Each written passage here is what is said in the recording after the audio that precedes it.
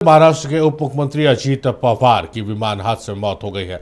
आज सुबह करीब 9 बजे बारामती के पास विमान दुर्घटनाग्रस्त हो गया। हादसे में विमान में सवार 2 क्रू मेंबर समेत 4 अन्य लोगों की मौत हो गई है। ये VTSS के LJ-45 चार्टर्ड विमान था जो करीब 16 साल पुराना था। अजित पवार की मौत पर प्रधानमंत्री नरेंद्र मोदी, गृह मंत्री अमित शाह, नेता प्रतिपक्ष राहुल गांधी समेत कई लोगों ने दुख का इजहार किया है।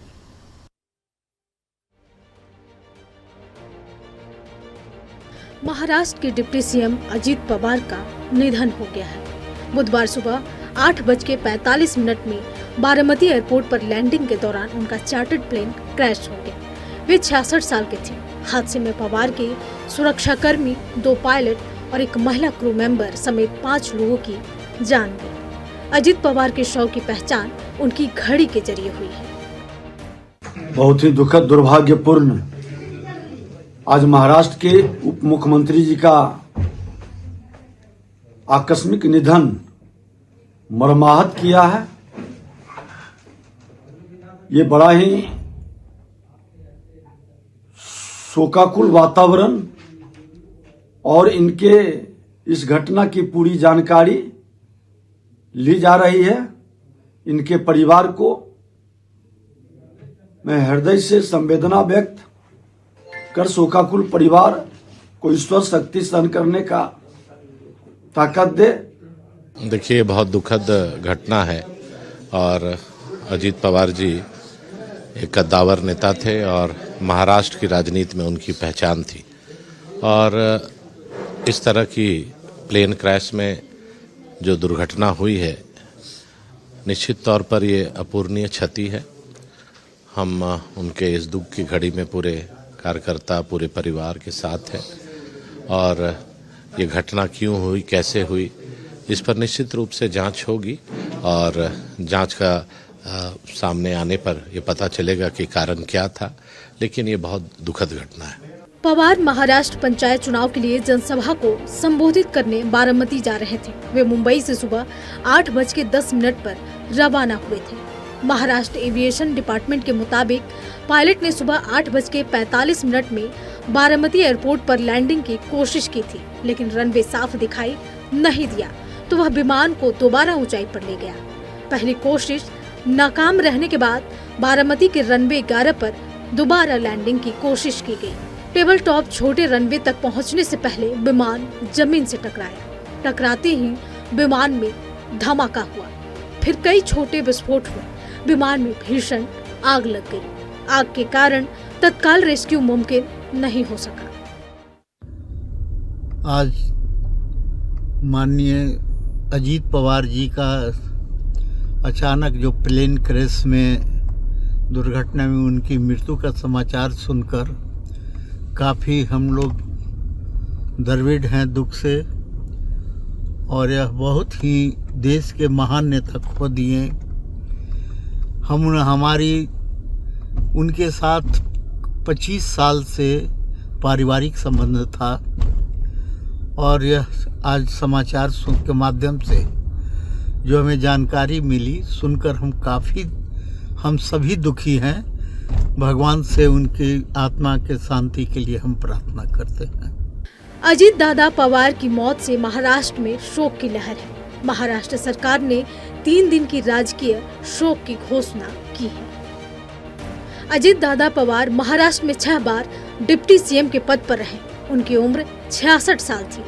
वे एनसीपी के संस्थापक शरद पवार के भतीजे थे। वह राष्ट्रवादी कांग्रेस पार्टी के राष्ट्रीय अध्यक्ष थे। नवंबर 2019 में देवेंद्र फडणवीस की 2 दिन की सरकार में वे डिप्टी सीएम बने।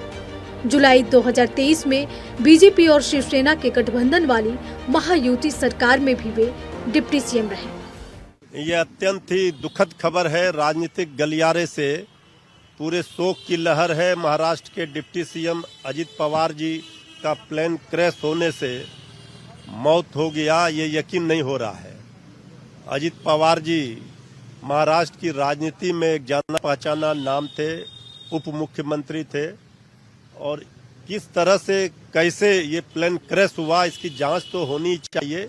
लेकिन अजित पवार जी को हम श्रद्धांजलि अर्पित करते हैं ईश्वर से कामना करते हैं उनकी आत्मा को शांति प्रदान करें।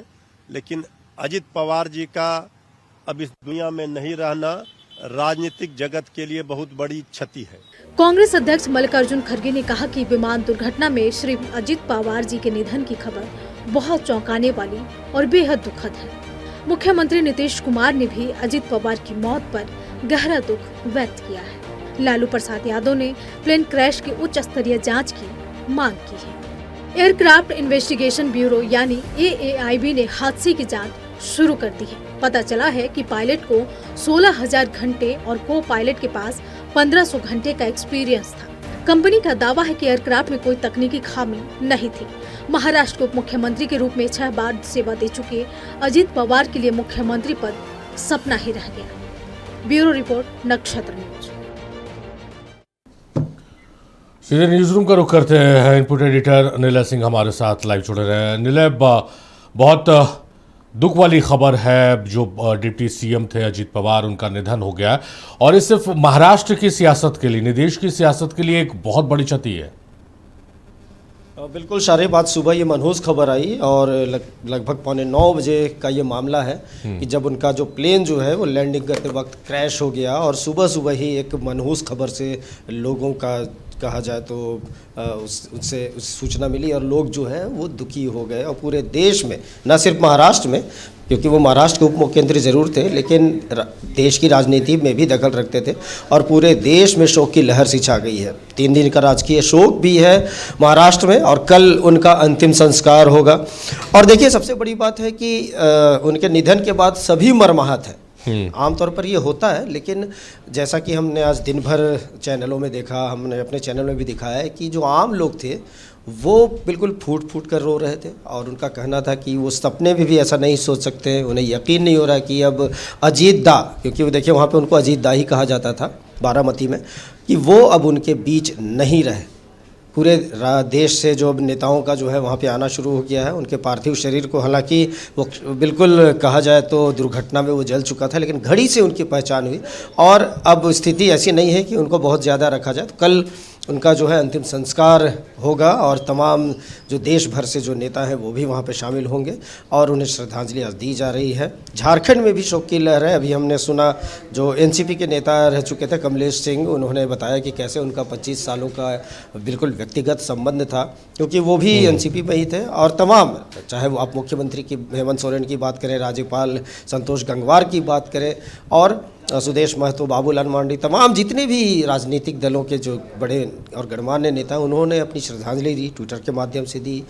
कुछ लोगों ने अपने बयान को जो है वो भेजा है और एक शोक की लहर झारखंड में भी देखी जा रही है और कई, अब इस पर विवाद भी छिड़ गया। देखिए, ममता बनर्जी जो हैं वो इसकी जांच की बात कर रहे हैं। हालांकि ये जो प्रथम दृष्टया अभी जो मामला आ रहा है इसमें कोई तकनीकी खराबी नहीं थी, लेकिन फिर भी ये मामला उठता है क्योंकि इससे पहले भी हमने कई बड़े बड़े नेताओं को प्लेन क्रैश में, हेलीकॉप्टर क्रैश में खो दिया है।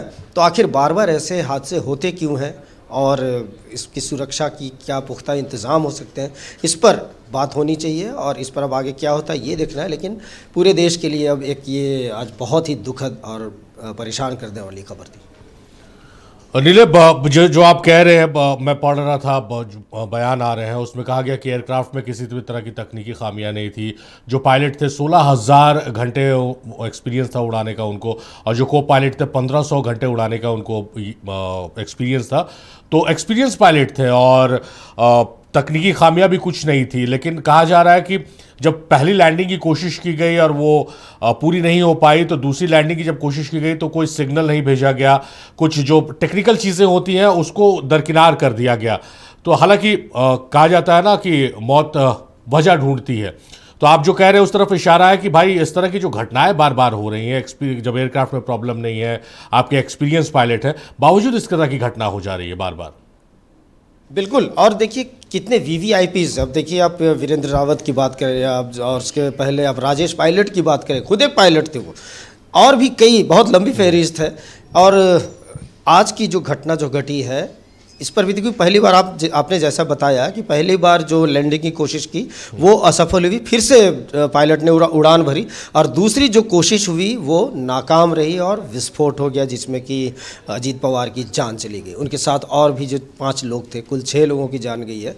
तो ये एक निश्चित ही जांच का तो विषय है कि आखिर बार बार ऐसा अगर हो क्यों रहा है। अगर विजिबिलिटी नहीं थी तो फिर पहले ही लैंडिंग के लिए मना किया जा सकता था। ऐसा कई बार हुआ है कि जो लैंडिंग नहीं हो के फिर वापस उसी एयरपोर्ट पे चला गया जहाँ से वो आया, यानी तो फिर हवा में ही काफ़ी देर तक जो विमान जो है उड़ता है। जब विजिबिलिटी होती है, जब सिग्नल दिया जाता है तब उतरता है। देखिए बहुत सारी ये सब टेक्निकल बातें हैं, क्योंकि ये जो विषय है वो तकनीकी विषय है, लेकिन जो आम आदमी की जो समझ है वो ये होना चाहिए कि बार बार ऐसी गलतियां ना होनी चाहिए और हम अपने जनप्रतिनिधियों को, अपने बड़े नेताओं को ना खोएं। चलिए, बहुत शुक्रिया अनिल आपका तमाम बातचीत, तमाम जानकारियों के लिए।